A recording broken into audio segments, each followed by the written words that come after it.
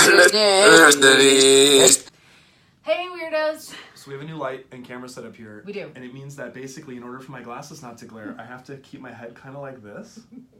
So Brian is Kinda not like like super this. sad. Because if I look directly into the light, You look really dejected. it's like this. But if I This look is up like- too high, it's like, why am I looking like this now? This Why, is why am I like talking like this? hashtag tall people problem. But if I look exactly, it's like this. But if I look down just a little bit, it's like this. So if I can just look at you and keep my head down. You look sad.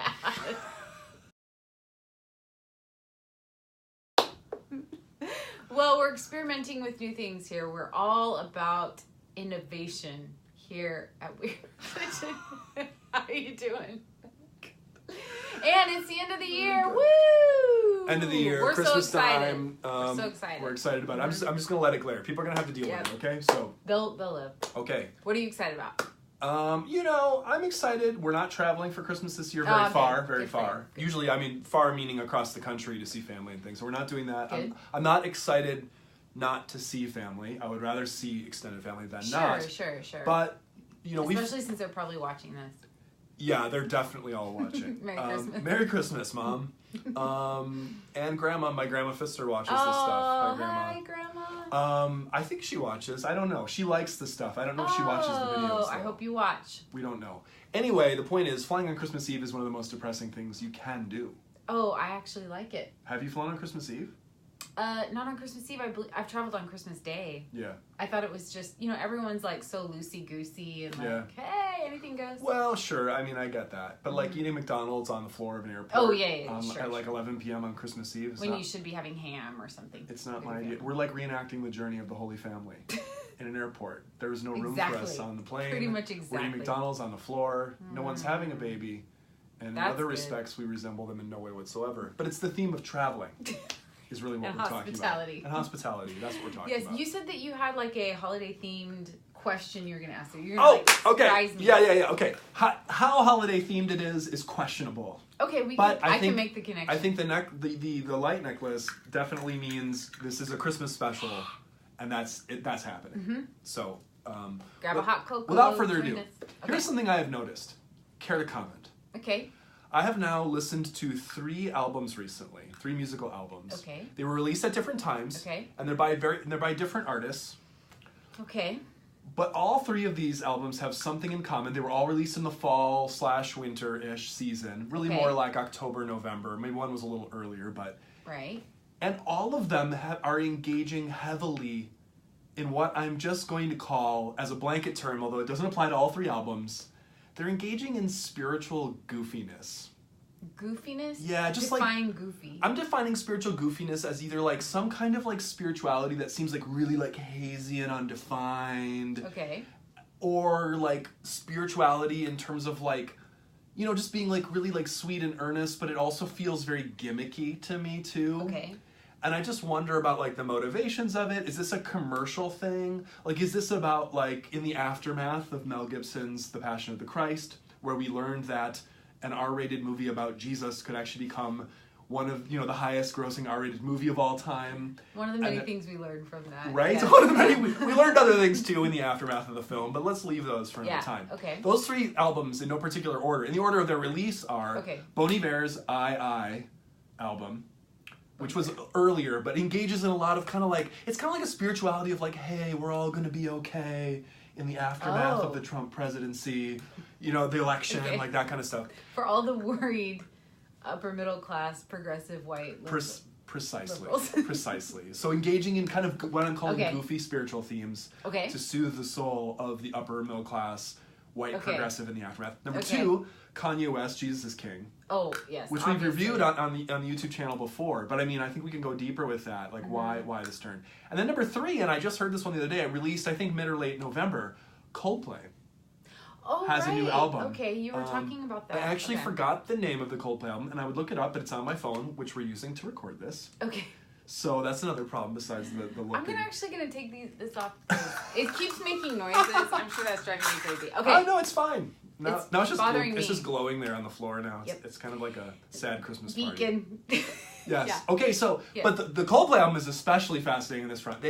Their lyrics are just saturated with like kind of like Christian inspired, but like stripped of any very particular Christian imagery. Of like, I mean, picture Coldplay trying to sing gospel music at one point. It's pretty bad. I mean, because Chris Martin doesn't have a good voice, really.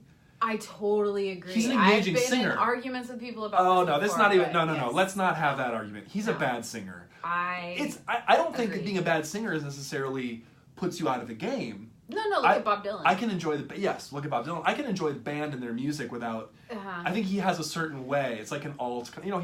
But he's a bad singer, objectively, musically.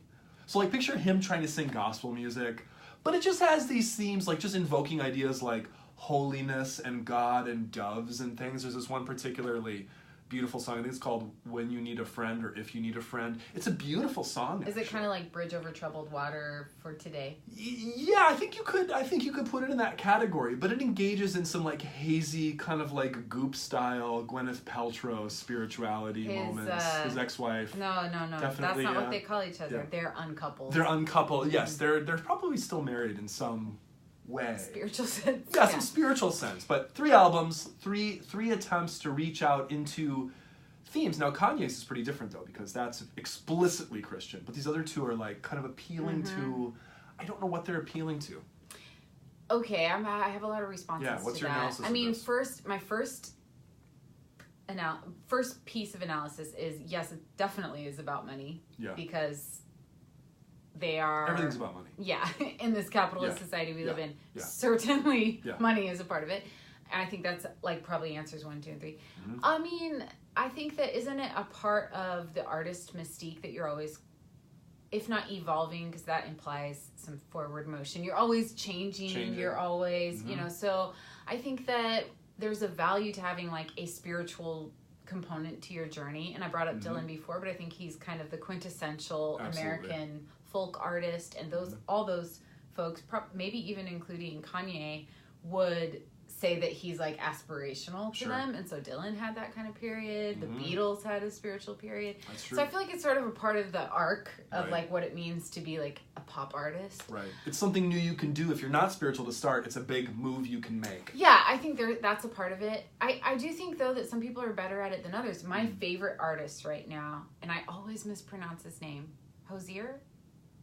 Is that how? Hozier? Hozier? Is that how you say his name? The Irish... I definitely know the singer, and I know the music. I have to say that I've never heard anyone actually pronounce his name. Hozier. But I love him. Hozier. And he... Oh, man. The way he weaves in spiritual themes seems very effortless, but it's not an attempt to be spiritual. He just uses like typically Christian metaphors. Yes. In his exquisite songwriting. And I thought he was an atheist, actually. He might be. He's got that song really good at it. Take me to church. Yeah, but the actual lyrics of that song are very, like, it's like an anti-faith song, I think. Actually. Yeah, I feel like you could interpret it many different ways, but I'm just saying that he uses some of the same themes so beautifully, and I don't know, or I haven't really thought about whether or not he's even a person of faith, but... just the execution is so beautiful to me. Whereas sometimes I think when people are eager about something, it's a little bit clunky. Yeah. They're like, I just want to put Jesus on everything. We'll put some albums and some names and so on of the albums we're talking about down in the comments. So it can be 100% clear what we're talking. The Coldplay album, whose title I don't know, and Hozier or Hozier. I love him. You can tell us in the comments. Yeah, I think some people are better at it than others. Yeah, no, I agree. I don't think that Coldplay is very good at it. I think they're good at it in the sense like that they embody a kind of like hazy, middle class, disembodied, connected to no tradition whatsoever spirituality. Do you know why I think it's interesting? So I could, yeah. Their move to the vaguely spiritual. I'm guessing that there's some like Christianish. I haven't heard it. Yes, it's Christian-ish is what it is, but it's not Christian. It's something. See, what I think is interesting to me about that is that they may or may not be aware of this, but I don't think there's one single band that has been more influential over white evangelical worship music than Coldplay. Right. So like they've been copying Coldplay for decades. That is fascinating. And it's weird to kind of see like Coldplay. That is fascinating.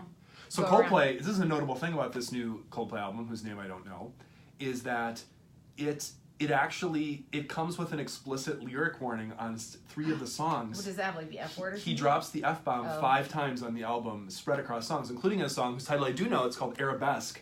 It draws on a lot of world influences, so apparently part of the backstory is like Chris Martin did a lot of traveling. Of course he did. He's been like in Morocco and, you know, but different places. Okay. I love how there are like certain countries, like he went to India. Morocco. Like that, there's like a whole, I'm sure we could do a whole Brazil. Like post-colonial critique of like where are the countries where you feel spiritual. Like I'm guessing it wasn't like Saskatchewan, Latvia. Yeah, right. You went to like, Canada. Yeah, Lithuania. You have to go to like the Mystic East. Yeah. You know? And I don't know the countries, but I'm just guessing. But like You're probably right. You can hear these world influences though in the album, and in the song Arabesque, it's all about like, you know, the message of the song, which he shouts out repeatedly using an explicit lyric, which I will not repeat here. Okay. That we all, did you know this, Leah? Did you know this? Did you know this, listeners? In the Christmas season, this is a message we all need. Did you know that no matter what we look like on the outside, and we look pretty similar skin color on the outside, but male, female, black and white, Hispanic viewers out there, everybody, do you know what? We all have the same blood. Oh. Did you know that? He yells that? Yeah, several times at the end of the same effing blood? Yes. Well, yes. See, isn't that special? Yeah. Like, that's what I mean by goofy spirituality. That's exactly what I mean. Like, I'm going to take things so off course here. There are times and places for profanity. That doesn't, to me, seem like one of them. Because, like, if you listen to Rage Against the Machine, that's a band that knows how to, like... Rage Against the Machine. Very... Do you know what I've re-downloaded? I've reacquired all the Rage Against the Machine albums. So good. It's taking me back to high school. And I'm thinking, like, this is what I was filling my mind with in high school. But that's who I was. And I think there's a part of me. Well... It's weird. Yeah, I used to secretly listen to it, and now I secretly listen to it because I have young children.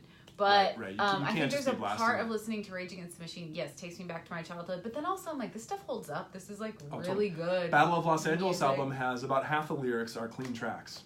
Well, see, there you go. You get a lot of life tips here. A lot of life tips here for parents out there struggling who need to listen to Rage Against the Machine. Yeah, you can't listen to Baby Shark every day. No.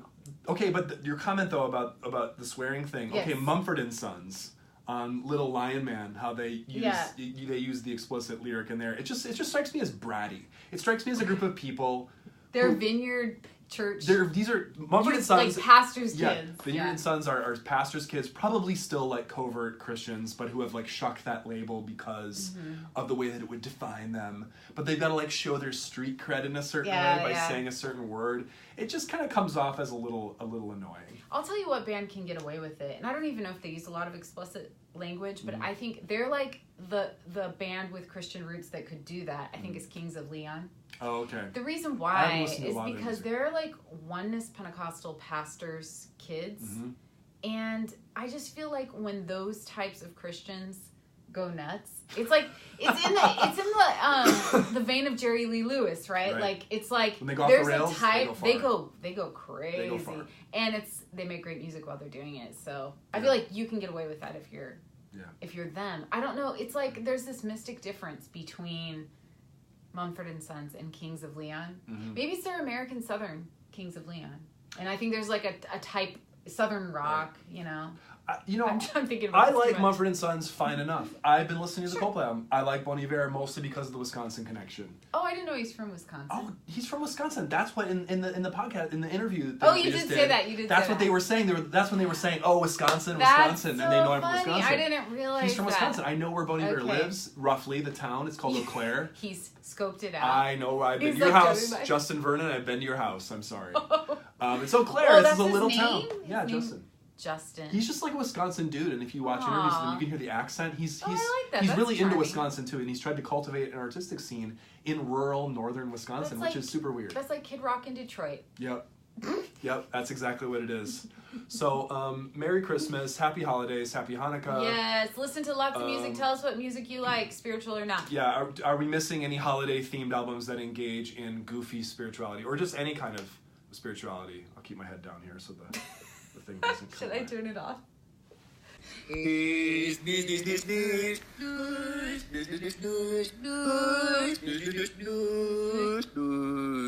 Oh, the lights? No, the video. Oh, the video. Should I be the one that... Are we done? I thought we were. You were doing like a sign-off. No? All right.